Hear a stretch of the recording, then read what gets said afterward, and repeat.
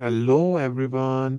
इस एपिसोड के स्टार्ट में हमें ज़ीचुआन हाउस का एक सीन दिखाया जाता है जहां पर सारे लोग बैठे न्यूज़ पढ़ रहे होते हैं कि डीमन ट्राइब पर ह्यूमन क्लैन ने काफी सक्सेसेस हासिल की हैं और इस जंग में डिलिन भी गया हुआ था।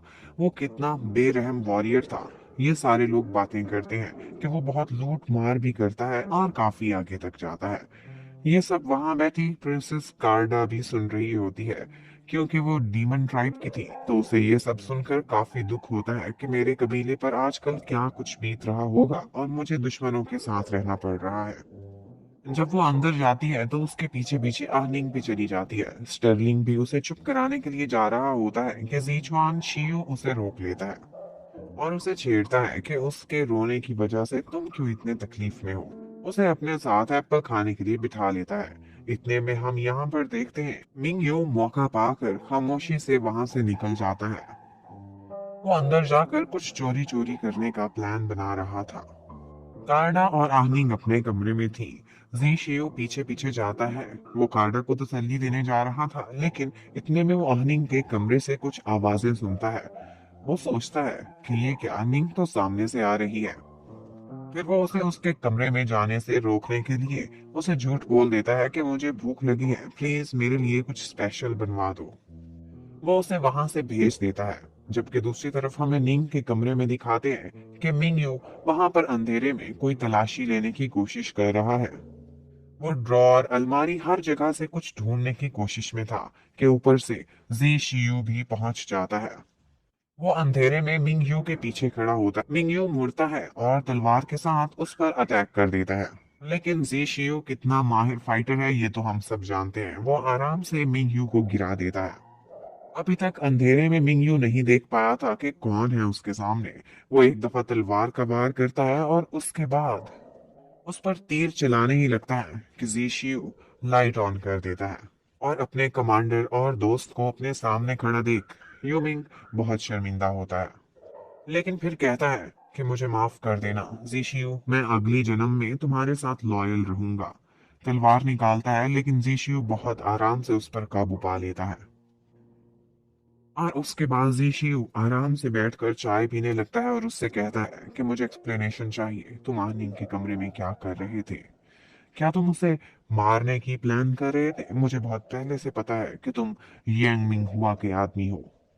यूमिंग कहता है कि नहीं, मैं उसे मारना तो नहीं चाहता था, मैं यहाँ पर उसकी स्टैंप तलाश कर रहा था। मतलब कि ये वही आदमी था जिसको लास्ट एपिसोड में यांग मिंग हुआ ने एक लेटर बनाने को कहा था।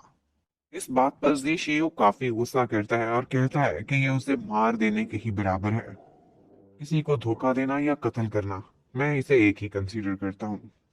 फिर जी शियू उसे वो सारा टाइम याद दिलाता है। कहता है कि तुम कई सालों मेरे साथ रहे हो, हम मौत और जिंदगी से इकट्ठे लड़े हैं, लेकिन तुम मेरे साथ ऐसे कैसे कर सकते हो? यूमिंग कहता है कि मेरे पास और कोई भी चॉइस नहीं थी।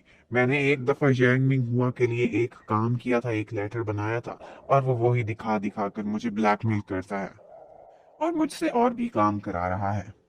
वो रोने लगता है तो आगे से जी शियू को और भी गुस्सा आ जाता है। कैसा है, मर्द की आंखों में आंसू अच्छे नहीं लगते।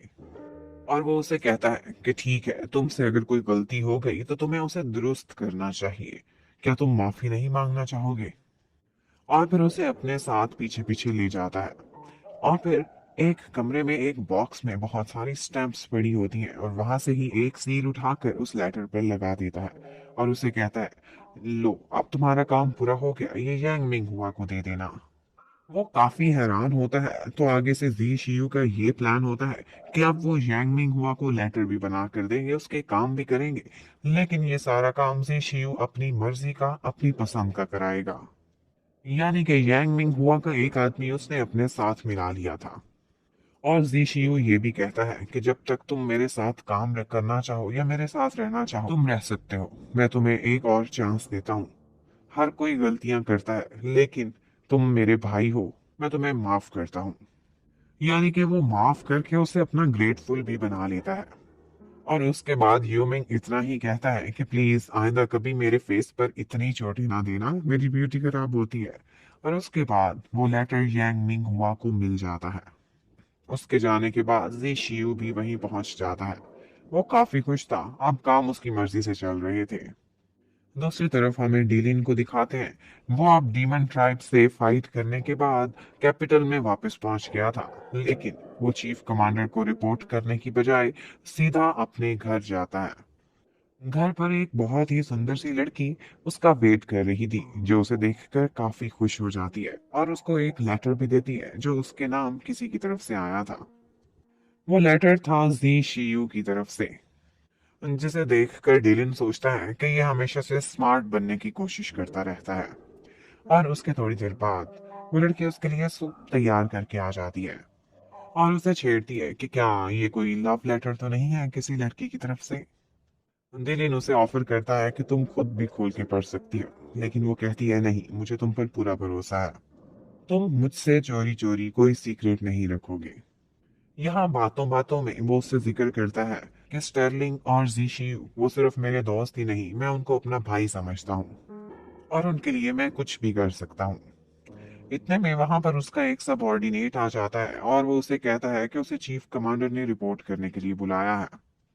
और बस फिर डिलिन वहां से चला जाता है। जबकि दूसरी तरफ हमें दिखाते हैं कि यांग मिंग हुआ बहुत इंपॉर्टेंट ऑफिशियल्स के साथ मीटिंग में लगा हुआ है और वो अपने बहुत सारे काम हैं जो अपनी मर्जी के करा लेता है और उसी की ही रिपोर्ट्स आज उसको मिल रही होती है। वो बहुत सारे इंपॉर्टेंट डिपार्टमेंट्स में उन ऑफिशियल्स को अरेस्ट करा दिया करता था जो उसकी मर्जी का काम नहीं करते थे। थोड़ी देर बाद डिलिन भी यांग मिंग हुआ से मिलने के लिए पहुंच जाता है। यहाँ पर हमें यह भी पता चलता है कि यांग मिंग हुआ अपने आदमियों के सारे पर्सनल कामों पर भी नजर रखता है कि कौन किसके साथ रहता है और क्या काम करता है। यहाँ पर डीलन उसे बताता है कि मेरी ईस्टर्न आर्मी के 50,000 सोल्जर्स आपके नए ऑर्डर के लिए कैपिटल के बाहर खड़े इंतजार कर रहे हैं। और फिर वो आगे की प्लानिंग करने लगता है कि यहीं पर ही एपिसोड नंबर 6 खत्म हो जाती है। Thank you for watching, stay connected, bye bye.